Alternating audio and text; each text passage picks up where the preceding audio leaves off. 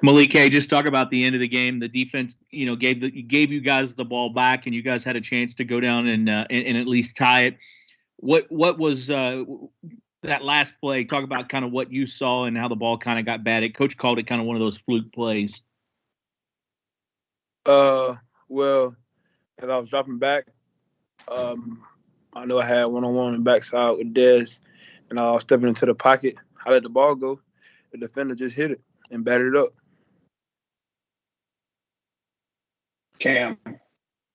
Yeah, Malik, obviously, like you said, that play's it's kind of like a fluke play, but I mean, a couple fumbles early. Turnovers kind of been the theme for you all this year. Yeah. Offensively, you guys have outgained people. You feel like just the way this season is going is mainly just because of the turnovers you guys have had? Yeah, you could definitely say that. Majority of it being my fault. As a quarterback, you just got to take care of the football, and it just rolls over until the guys see you taking care of the ball. So they'll do the same. It just we just had some the turnovers in the first half that just kind of put us behind the 8 ball a little bit. So we was kind of playing from behind. We was on a touchdown, but those things they kill drives and they kill momentum of the game, and it just puts a lot of pressure on us. Like they always say, adversity hits, and we had a chance to respond to adversity, and we just came up short. Jody. Malik, with when you outgain people but you turn the ball over and that leads to losses, those are tougher mentally than anything. You guys now have a 3-week period where you don't have a game. As a leader, how do you try to maybe keep everybody mentally into that last game? We just got one more. Like I tell those guys all the time, we just got one more shot at it. We just take these 3 weeks to get better as a team and get guys healthy, and just try and watch as much film as we can on the next opponent. We can't dwell on it like I've been saying all season. We just got to learn from it. 2020 has been a crazy year, and we can't make that as an excuse. We would never do that. Not blaming the year that we're having because of the coronavirus and stuff like that.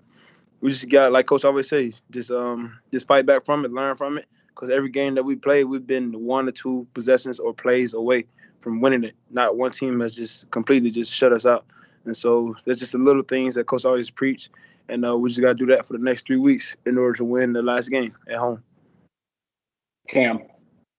Malik, kind of going back to the turnovers, when those pile up throughout the season, do you feel like guys start thinking about that a little bit more on the pressing, and that's kind of how they pile up, or is it just kind of the way it goes sometimes for you all?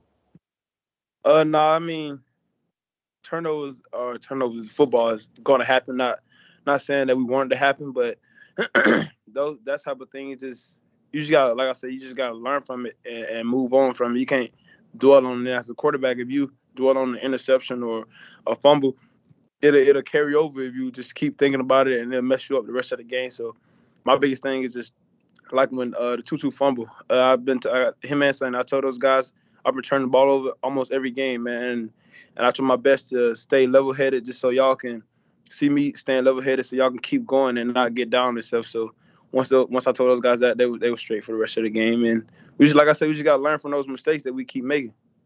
So a follow-up to that. So you don't think people are pressing because of the turnovers at all? No, I don't think so.